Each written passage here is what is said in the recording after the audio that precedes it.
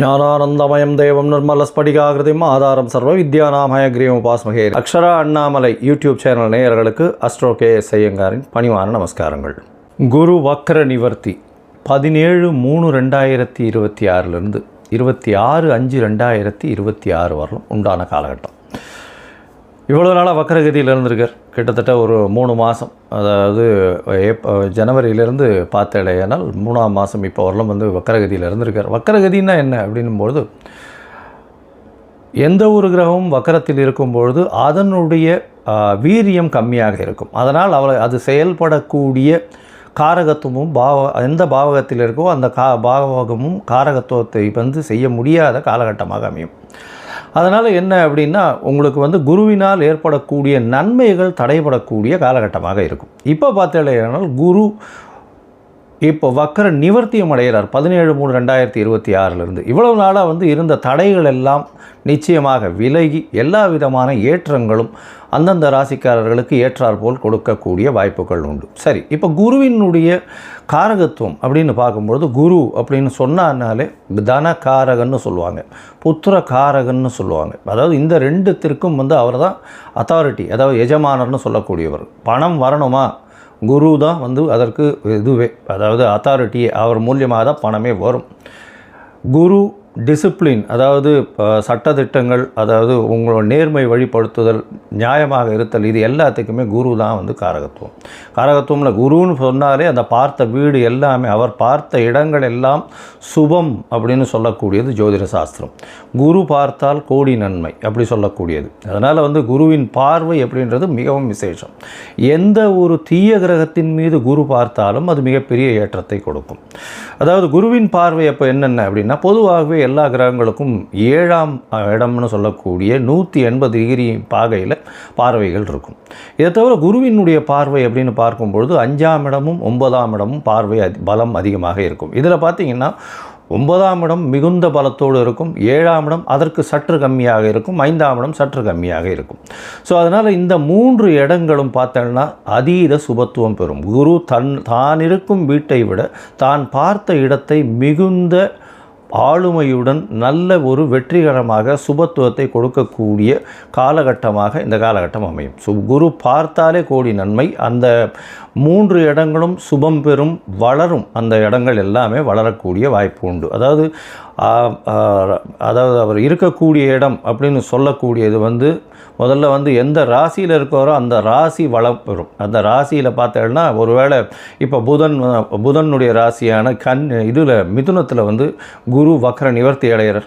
அதனால் மிதுன ராசிக்காரர்களுக்கெல்லாம் தீர்க்கமான சிந்தனைகள், உடல் வலிமை எல்லாமே நல்லபடியாக இருக்கும். இருக்கும் இடம் சுபம் பெறக்கூடிய வாய்ப்பு. அது தவிர அவர் பார்க்கக்கூடிய இடம் 5ஆம் இடத்தை பார்க்குறார். 5ஆம் இடத்தை பார்த்தால் 5ஆம் இடம்னு சொல்லக்கூடியது உங்களுடைய புத்திரஸ்தானம், உங்களுடைய புகழ் அந்தஸ்து கௌரவஸ்தானம், இது எல்லாமே கிடைக்கக்கூடிய காலகட்டம். திருமணம் 7ஆம் இடத்தை சொன்னால் திருமணத்தை பார்க்கக்கூடிய வாய்ப்புகள், திருமணம் அமையக்கூடிய காலகட்டம் நிச்சயமாக இருக்கும். அது தவிர பார்த்தீங்கன்னா உங்களுக்கு 9ஆம் இடம் அப்படின்னு சொல்லக்கூடிய, அதாவது குருவினுடைய பார்வை 9ஆம் இடம்னு சொல்லக்கூடிய இடத்துல இருக்கிறதுனால குரு பார்க்க கோடி நன்மை, தந்தையின் மூலியமாக சொத்துக்கள் வரும், வெளிநாடு வெளியூர் போகக்கூடிய பாக்கியங்கள்லாம் வரும். ஏன்னா 9ஆம் இடத்தை குறிக்கக்கூடிய மேல் படிப்பு, அந்த விஷயங்கள், தந்தையினுடைய உடல்நிலை, இது எல்லாமே ஏற்றமாக இருக்கக்கூடிய காலகட்டமாக இந்த காலகட்டம் ஆகும். அதனால் குரு உங்களுக்கு எந்தெந்த இடத்துல இருக்கார் அப்படின்றத பொறுத்து, அவருடைய பார்வை எந்தெந்த இடத்துல விழறதுன்றதை பொறுத்து உங்களுடைய ஏற்றங்களும் இறக்கங்களும் இருக்கக்கூடும் அப்படின்றது தான் இந்த பொதுவான விஷயம். இப்போ இது கோச்சாரத்தில் பிரகாரம், அதாவது இந்த காலகட்டத்தின் கோல்சார பிரகாரம் அமையக்கூடிய விஷயம். உங்களுடைய தசாபுக்தியினுடைய அடிப்படையில் தான் இதனுடைய மாறுதல்கள் தெரியும். சரி, இந்த குரு ஒருவேளை உங்களுக்கு நல்ல ஒரு பலன்களை கொடுக்கல, மறைந்த இடத்திலிருந்து போயிடுறார் அப்படின்ற பொசிஷனில் குருவுக்கு உண்டான என்ன எளிய பரிகாரங்கள் செய்யலாம் அப்படின்னு பார்த்தேன்னா, குருவுக்கு உண்டான எளிய பரிகாரங்கள்னு சொல்லக்கூடியது பார்த்தேன்னா, ஒரு அருகில் இருக்கக்கூடிய மஞ்சள் கலர் வஸ்திரம் தானம் கொடுக்கறது, அது தவிர மஞ்சள் தானம் கொடுக்கறது, சந்தனம் தானம் கொடுக்கறது, அது தவிர அதாவது பூஜை பொருட்கள் வாங்கி தானம் கொடுக்கறது. இந்த காலகட்டத்தில் பார்த்தீங்கன்னா குருவுக்கு உண்டான பூ, அதாவது முல்லைப்பூ குருவுக்கு உண்டானது அது வாங்கி கொடுக்கறது, அதாவது அருகில் இருக்கக்கூடிய தட்சிணாமூர்த்தி சன்னதியில் வாங்கி சாத்தக்கூடியது. குருவுக்கு உண்டானது எலுமிச்சம்பழம், அது கொடுக்கலாம். அது தவிர வந்து இனிப்பின் சுவை அப்படின்னு சொல்லக்கூடியது சக்கரை பொங்கல் வாங்கி இது பண்ணலாம், நைவேத்தியம் பண்ணி எல்லாருக்கும் கொடுக்கலாம். அது தவிர வந்து இந்த பாதாம் பிஸ்தா இந்த மாதிரியான ட்ரை ஃப்ரூட்ஸ் வாங்கி கொடுக்கக்கூடியது. கொழுப்பு சத்துன்னு சொல்லக்கூடிய நெய் போன்ற விளக்குகள் ஏற்றுவது மிகப்பெரிய ஏற்றம். சரி, இதெல்லாம் பண்ண முடியல, இது தவிர வேறு என்ன பண்ணலாம் அப்படின்னு பார்த்தேன்னா, குரு பிரம்மா குரு விஷ்ணு குரு தேவோ மகேஸ்வரா குரு சாக்ஷாத் பரபிரம்மா தஸ்மை ஸ்ரீ குரவே நமஹான்னு 3 தரம் ஒரு நாளைக்கு சொல்லிகிட்டே வந்தேன்னா உங்களுக்கு வரக்கூடிய வந்த எல்லா பிரச்சனைகளும் விலகும். இல்லை இன்னொரு குரு காயத்ரி மந்திரம் இருக்குது. அதாவது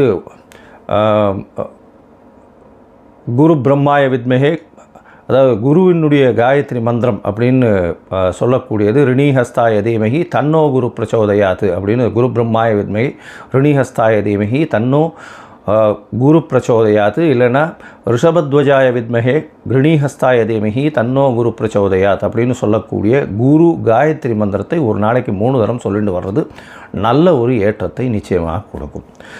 ஏன் குருவை வந்து ரொம்ப முக்கியமாக பார்க்குறோம் அப்படின்னா, குரு மூலியமாகத்தான் செல்வங்கள் வரும். ஏன்னா அவர் வந்து தனக்காரகன்னு சொல்லக்கூடியவர். திருமணத்திற்கு குருபலன் வந்தாச்சா அப்படின்றது தான் கேட்குறது. பெண்களுக்கு குரு பலம் வந்தாச்சா அப்படின்னு சொல்லக்கூடியது. குரு பகவான் 2ஆம் இடம், அதை தவிர 7ஆம் இடத்தை பார்க்கறது, 7ஆம் இடத்துல இருக்கிறது, அதாவது 2, 4, 7 இதெல்லாம் பார்த்து இருந்தாரே ஆனால் 5ஆம் இடம் 9ஆம் இடம் 11ஆம் இடம் இதெல்லாம் இருக்குமாறே ஆனால் நிச்சயமாக அவர்களுக்கு தசாபுக்தியும் சேர்ந்து அந்த காலகட்டத்தில் வந்து வருமேயானால், சுபர்களுடைய தசாபுக்தி வருமேயானால், அதை தவிர 7ஆம் ஆதிபத்திய தசாபுக்தியோ இல்லை 2ஆம் ஆதிபத்திய தசாபுக்தியோ வருமேயானால் நிச்சயமாக அந்த பெண் குழந்தைகளுக்கு திருமணமாகக்கூடிய வாய்ப்புகளும் நல்ல குடும்பம் அமையக்கூடிய காலகட்டமாகவும் இந்த காலகட்டத்தில் அமையும். சரி, இப்போது ஒரு ராசியாக மேஷம் முதல் மீனம் வரை என்னென்ன பலன்கள் இருக்குது இந்த குருவை வைத்து, குருவினுடைய பார்வை வைத்து எப்படி இருக்கும் அப்படின்றத பார்க்கலாம். இந்த குரு பகவானுக்கு உண்டான எளிய பரிகாரமும் சொன்னோம். இப்போ வந்து எந்தெந்த கோவிலுக்கு போயிட்டு வரலாம்ன்றதையும் சொல்கிறேன். அது தவிர வந்து உங்களுக்கு அஸ்ட்ராலாஜிக்கல் கன்சல்ட் தேவைப்படுமே ஆனால் நீங்கள் என்னுடைய மொபைல் நம்பர் கீழே ஸ்க்ராலிங்கில் போகிறது, உங்களுடைய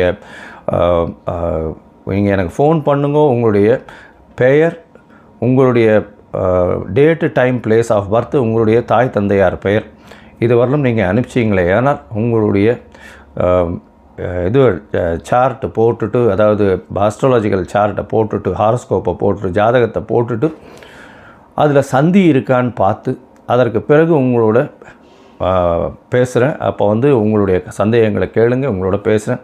இதற்குண்டான கட்டணம் என்னன்றதையும் சொல்கிறேன். அந்த கட்டணத்தையும் செலுத்தி அப்பாயின்மெண்ட் வாங்கிக்கோங்க. சரி, இப்போது மேஷம் முதல் மீனம் வரை 17/3/2026 முதல் 26/5/2026 வரை உண்டான குரு வக்ர நிவர்த்தி பலன்கள் ஒன்றொன் பின் ஒன்றாக. மேஷம் அஸ்வினி பரணி கிருத்திகை இந்த 3 நட்சத்திரம் 9 பாதங்களை கொண்ட ராசி. ராசியின் அதிபதி செவ்வாய்.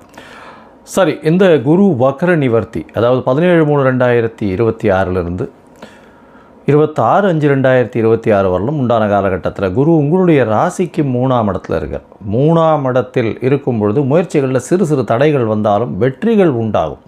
ஏன்னா தடையை மீறி வெற்றிகளை கொடுக்கக்கூடிய காலகட்டமாக அமைய போகிறது.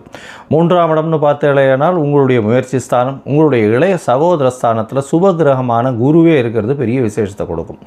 உங்களுடைய இளைய சகோதரத்தோடு நல்ல ஒரு ஏற்றம் இருக்கக்கூடிய காலகட்டமாக இது அமைய போகிறது. சரி, இந்த 3ஆம் இடத்தில் இருக்கக்கூடிய குரு பகவான், குரு புனர்பூசம் 1ஆம் பாதத்தில் இருக்கார். புனர்பூசம் 1ஆம் பாதம்னு சொல்லக்கூடியது உங்களுக்கு வந்து அதாவது நவாம்சத்தில் பார்த்தாலேயானால் மேஷத்திலே இருக்கும். அதனால் முதல்ல வந்து 17/3 31/3/2026 வரலும் புனர்பூசம் 1 இருக்கார். அதற்கு பிறகு புனர்பூசம் 2 அதில் வந்து பார்த்தேன்னா கிட்டத்தட்ட வந்து 30/4/2026 வரலும் இருக்கார். அதற்கப்புறம் புனர்பூசம் 3 வந்து 26ஆம் தேதி 5ஆம் மாதம் வரலும் இருக்கார். இந்த காலகட்டத்தில் முதல்ல இருக்கக்கூடிய புனர்பூசம் 1 பார்த்தடையானால் உங்களுடைய உடல்நிலையில் நல்ல ஏற்றம் இருக்கும், தீர்க்கமான சிந்தனைகள் இருக்கும், எடுத்த காரியங்களில் வெற்றி இருக்கக்கூடிய காலகட்டம். எப்போது 17/3 30/3/2026 வரலும் உண்டான காலகட்டத்தில். அதை தவிர பார்த்தடையானால் உங்களுடைய பேச்சில் நல்ல நளினம் இருக்கும். 31/3க்கு அப்புறம் பார்த்தோம்னா பேச்சின் மூலியமாக வெற்றிகள் கிடைக்கக்கூடிய காலகட்டமாக அமையும்.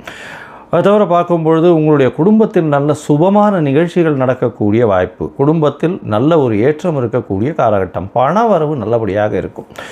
இதை தவிர பார்க்கும்பொழுது உங்களுடைய ராசிக்கு பார்த்தலையானால் புனர்பூசம் 3ஆம் பாதத்தில் குரு, அதாவது ஏப்ரல் கடைசியில் ஏப்ரல் 30, 2026 26/5/2026 வரலும் உண்டான காலகட்டத்தில் பார்த்தலையானால் இளைய சகோதரர்களோட நல்ல ஒரு உடன்பாடு இருக்கக்கூடிய வாய்ப்பு, முயற்சிகள் நல்ல வெற்றி பெறக்கூடிய காலகட்டமாக அமையும். முயற்சிகள் மூலியமாக நிச்சயமான வெற்றியை இலக்கை தொடக்கூடிய வாய்ப்புகள் உண்டு. சரி, இந்த குருவினுடைய வக்ர நிவர்த்தியில் குருவின் பார்வை எந்த மாதிரியான மாற்றத்தை கொடுக்கும் அப்படின்னு பார்த்தலையானால் குரு உங்களுடைய ராசிக்கு 3ஆம் இடத்துல இருக்கார். உங்களுடைய ராசிக்கு சமசப்தமத்தை பார்க்குறார். சமசப்தமத்தை பார்க்கும்பொழுது உங்களுக்கு பார்த்தலையானால் திருமண யோகம் வரக்கூடிய வாய்ப்பு உண்டு. மேஷராசிக்காரர்களுக்கு இவ்வளவு நாளாக திருமண பாக்கியங்கள், திருமணங்கள் தடைப்பட்டு கொண்டு இருக்குமே, ஆனால் அது திருமணத்தை இந்த காலகட்டத்தில் ஏற்படுத்தி கொடுக்கக்கூடிய வாய்ப்புகள் நிச்சயமாக உண்டு. திருமண பாக்கியம் அமையும். சரி, அதற்கு பிறகு பார்த்தலையானால் உங்களுடைய ராசிக்கு 9ஆம் இடத்தை பார்க்குறார். வெளிநாடு போய் படிக்கக்கூடிய யோகத்தை கொடுப்பார். தந்தையின் சொத்துக்களை கொடுக்கக்கூடிய வாய்ப்பு, தந்தையின் மூலியமாக நல்ல ஒரு ஏற்றமாத செய்தி, தந்தையினுடைய வியாபாரங்கள் உங்கள் கைக்கு வரக்கூடிய வாய்ப்பு, தந்தையின் மூலியமாக சொத்துக்கள் வரும், தந்தையின் மூலியமாக பணம் வரக்கூடிய காலகட்டமாக அமையும். உங்களுடைய ராசிக்கு பார்த்தலையானால் 11ஆம் இடத்தையும் குரு பார்க்குறார். தொழிலில் அபரிமிதமான ஏற்றம் இருக்கும். எடுத்த காரியங்களில் வெற்றி இருக்கக்கூடிய வாய்ப்புகள் உண்டு. அதனால் மொத்தத்தில் பார்க்கும் பொழுது இந்த குருவினுடைய வக்ர நிவர்த்தி பெரிய ஏற்றத்தை மேஷராசிக்காரர்களுக்கு கொடுக்க போகிறது. திருமணம் ஆகக்கூடிய பாக்கியம் உண்டு. உங்களுடைய ராசிக்கு எதிர்பாலினத்தவர் மூலியமாக நல்ல ஒரு ஏற்றம், கூட்டு தொழிலில் வெற்றி நிச்சயமாக கிடைக்கக்கூடிய வாய்ப்புகள் நிச்சயமாக இருக்கும். எடுத்த காரியங்கள் அனைத்தும் நிறைவேறக்கூடிய வாய்ப்பு, இளைய சகோதரர் மூலியமாக நல்ல ஒரு ஏற்றம் கிடைக்கக்கூடிய காலகட்டமாக அமையும். உங்களுடைய ராசிக்கு வெளிநாடு போய் படிக்கக்கூடிய பாக்கியம் கிடைக்க போகிறது. புதிய முயற்சிகள் எல்லாமே வெற்றி பெறக்கூடிய வாய்ப்புகள் நிச்சயமாக இருக்கும். தொழிலில் அதீதமான லாபங்கள் கிடைக்கும். தந்தையின் மூலியமாக சொத்துக்கள் வரக்கூடிய வாய்ப்புகள் இந்த காலகட்டத்தில் அமைய போகிறது. அது தவிர பார்த்தீங்கன்னா இந்த காலகட்டத்தில் நீங்கள் அருகில் இருக்கக்கூடிய ஆஞ்சநேயர் கோவிலில் சுண்டல் வியாழக்கிழமை சுண்டல் விநியோகத்துக்கு கொடுங்க. அது குருவினுடைய அதாவது தானியமாக சொல்லக்கூடியது. மூக்கு கடலைன்னு சொல்லுவாள், அதாவது வெள்ளை மூக்கு கடலைன்னு சொல்லுவாள். அது இது சுண்டல் பண்ணி கொடுக்க சொல்லுங்க. நைவேத்தியம் பண்ணிவிட்டு ஆஞ்சநேயருக்கு நைவேத்தியம் பண்ணிவிட்டு கொடுக்க சொல்லுங்க. நிச்சயமாக உங்களுக்கு வரக்கூடிய வரவிருந்த எந்த ஒரு தடைகளாக இருந்தாலும் விலகிச் செல்லும். உங்களுடைய ராசிக்கு 11ஆம் இடத்தையும் குரு பார்க்கறதுனால லாபங்கள் மிகப்பெரிய ஏற்றத்தை கொடுக்கும். எப்படின்னா 11ஆம் இடம்னு சொல்கிறது லாபஸ்தானம்.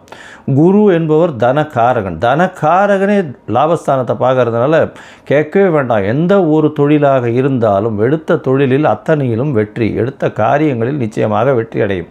அதுவும் இந்த நிலத்தரகர்களுக்கெல்லாம் பெரிய ஏற்றம் கிடைக்கக்கூடிய காலகட்டம். மருத்துவ வணிகர்கள், மருந்து சம்பந்தப்பட்ட வியாபாரம், மணல் ஜல்லி அந்த மாதிரியான வியாபாரங்கள்லாம் பெரிய ஏற்றத்தை கிடைக்கக்கூடிய வாய்ப்புகள் இந்த காலத்தில் உண்டு.